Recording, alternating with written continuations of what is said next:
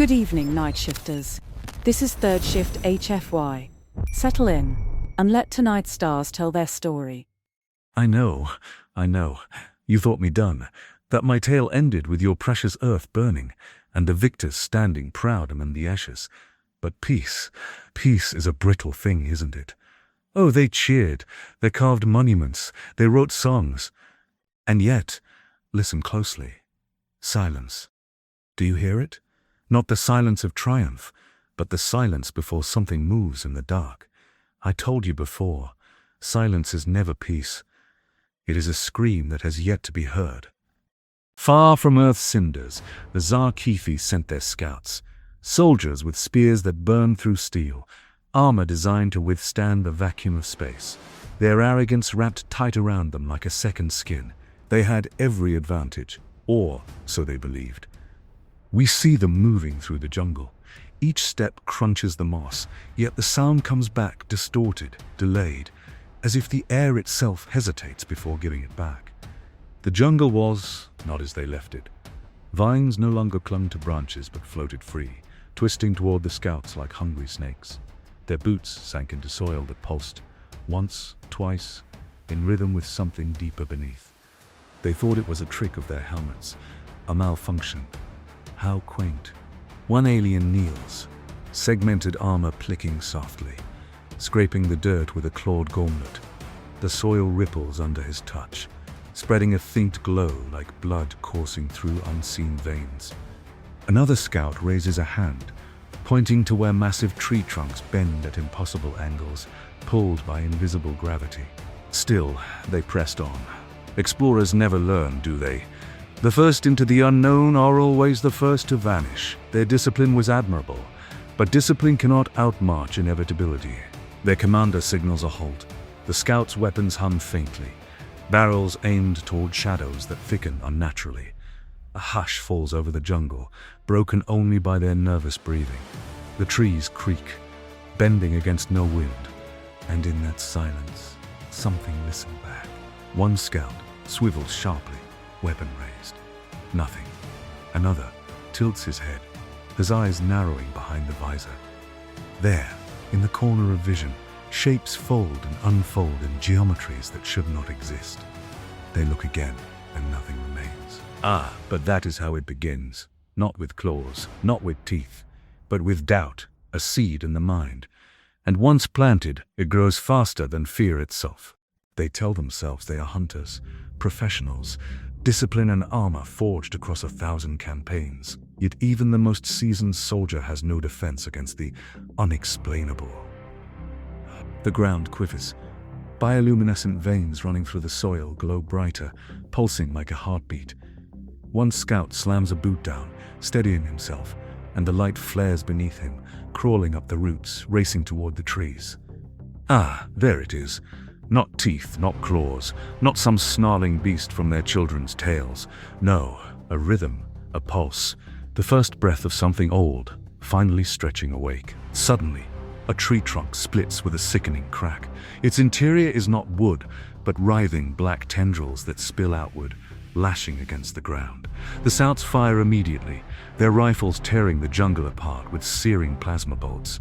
One tendril snaps forward, coiling around a scout's leg. His scream cuts short as his body jerks skyward, disappearing into the canopy in an instant. One breath, one motion, and one of them is gone. Just like that. Efficient, isn't it? The commander barks orders, pointing.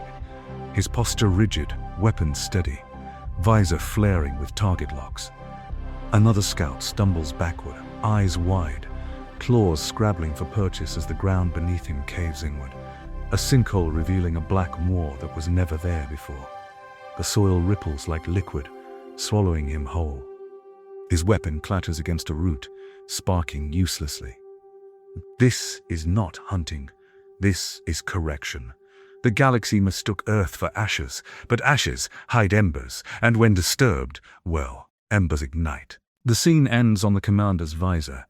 His reflection reveals a dozen shadows moving between the trees, their shapes impossible, folding geometry into predator silhouettes that never quite resolve.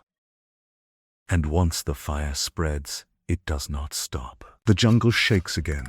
louder now. Mist swirls around the alien squad as they tighten their formation, plasma rifles humming, shoulders square. But beneath that posture, claws twitch and eyes flick toward the shadows. Form up! Hold your line! It bleeds, it dies, like everything else we've slain. 2 scouts rush to flank positions, their armor glowing faintly against the bioluminescent soil. One of them freezes, visor locking onto movement. A low ripple passes across the jungle floor, glowing veins pulsing outward like a spreading infection. He raises a claw to point. It's beneath us! The ground erupts. A tendril, slick and black, coils upward, wrapping around his torso and dragging him screaming into the dark canopy. His plasma rifle clatters, its light vanishing into the mist. Oh, that sound. That's not a war cry. That's the sound prey makes when it realizes the cage is already closed. The commander snaps his weapon up, firing controlled bursts into the mist. A second scout joins him, aiming steady, but their shots slice only through air and drifting fog. The jungle grows louder, not with beasts, but with shapes, folding and unfolding, impossible angles glimpsed in the corner of their visors. We've killed gods before! Do not falter! Do not! The words are cut short. The soil beneath him ripples like water, his boots sinking a fraction before stabilizing. He glances down, and the soil pulses with light, a heartbeat syncing with his own. His jaw tightens, eyes narrowing, but sweat beads along his scaled temples. Do you see it? The heartbeat, not theirs, not yours. The planet itself is breathing again, and you are standing in its lungs. Do hear it? The snapping of sinew, the squelch of mud beneath boots no longer marching in rhythm. Their line wavers, their breaths quicken. Yet still, yes, their commander. He bellows through the dark, as if his voice can stitch their courage back together. The jungle steamed with damp heat, every shadow alive with whispers. Figures in alien armor pressed forward, rifles raised, visors glowing faintly. At their center, the commander stood, a towering silhouette in dark, ridged armor, his weapon raised high. His chest heaved, not from exertion, but from strain. His eyes, sharp and glowing amber beneath the helmet's edge, betrayed a tremor of doubt. Form ranks! Hold your ground! These noises are tricks, nothing more. We are the hunters here. His soldiers exchanged quick glances. One, armor scratched and mud-caked, shifted his weight nervously. His rifle barrel trembled. From the mist, a scream cut short, wet, choking, swallowed by something unseen. The commander's jaw clenched. His hand twitched, tightening on his weapon. I said hold! If you break now, you doom us all! But the anger didn't hide it. His voice cracked on the last word.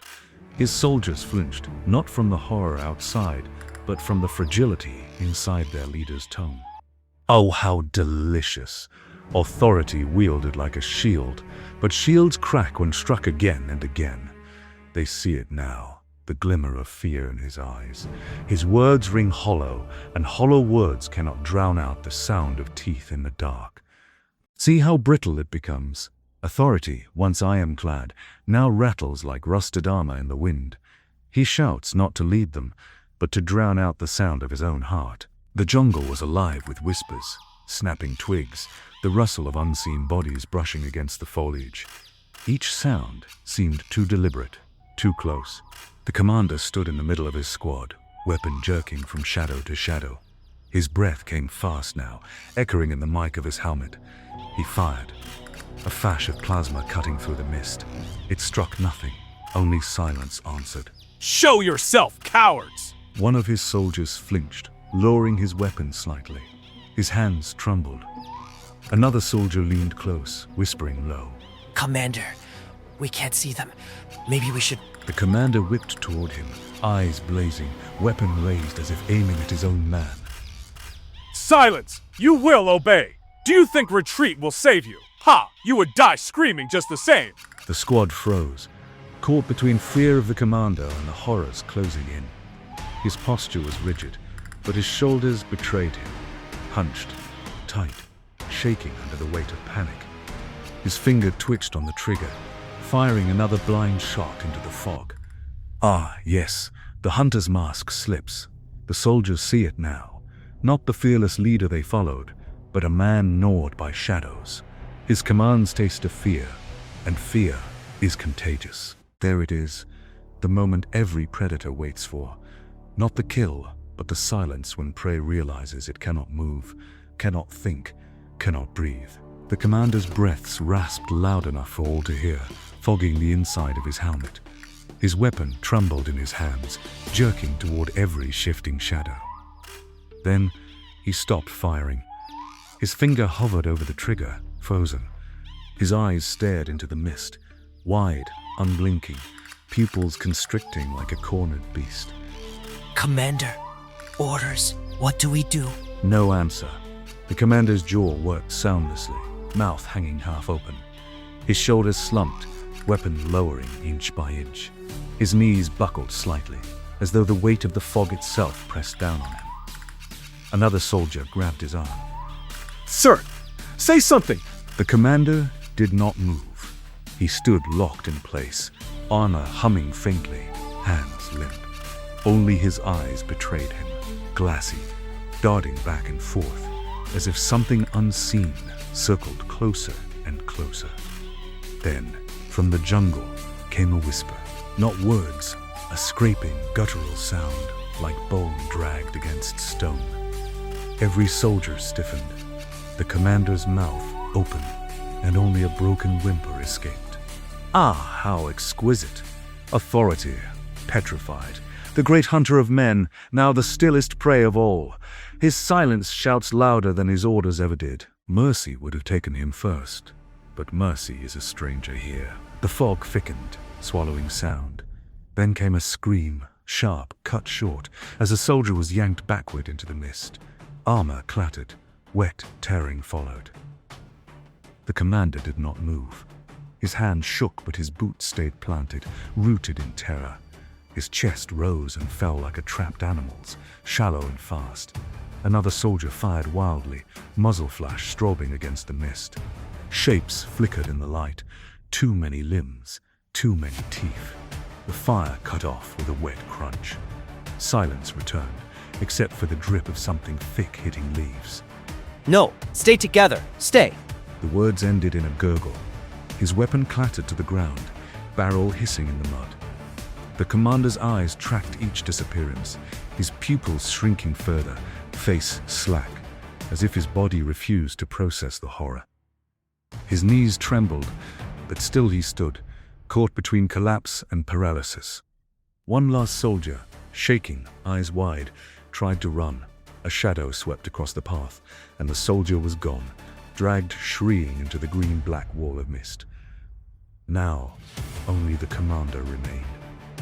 Alone, the mist curled closer around him, like a closing fist. What a gift, to watch your world end before your eyes and know your orders meant nothing. To stand alone, last of your kind, not because you were strongest, but because the feast chose to savor you. He told them to stand firm, and when none were left to listen, he whispered it to himself. The commander's boots sank deeper into the wet ground. His chest heaved, but no sound came.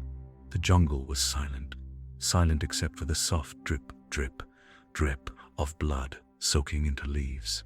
He raised his weapon one last time, hands trembling so hard the barrel swayed. His lips moved soundlessly at first, then... Stand with me! Do you hear? Stand! The mist lunged. A shape, too quick to see, erupted from the green wall. His cry was severed mid-word. The weapon clattered, metal ringing against roots. Something dragged him sideways, hard and fast, vanishing into the fog. Only his helmet remained behind, spinning once in the dirt before falling still. And so ends the commander, not torn down by rebellion, but erased by the dark, even his voice swallowed before it finished, gone. Ah, the irony. They wanted a galaxy without humans, cleaner, quieter, simpler. Instead, they gave the darkness a feast. The jungle mist thinned at dawn. No bodies remained, only churned mud and shredded leaves. Above, the alien sky swirled with storm clouds that should not have been there. black veins crawling across the atmosphere like cracks in glass. From orbit, fleets reported silence, no transmissions, no survivors, only static where voices had been hours before. And then the static began whispering back. Do you see it yet? Humanity, fragile, reckless, foolish humanity, was the wall. Their stubbornness, their noise, their very existence, it kept the old hunger chained. And you tore that wall down. You made certain they would never return, and so you opened the door. The whisper rose into a low roar across the channels, an unearthly chorus of something vast, something awake. Congratulations, you won your war, and because you did, the galaxy loses everything else.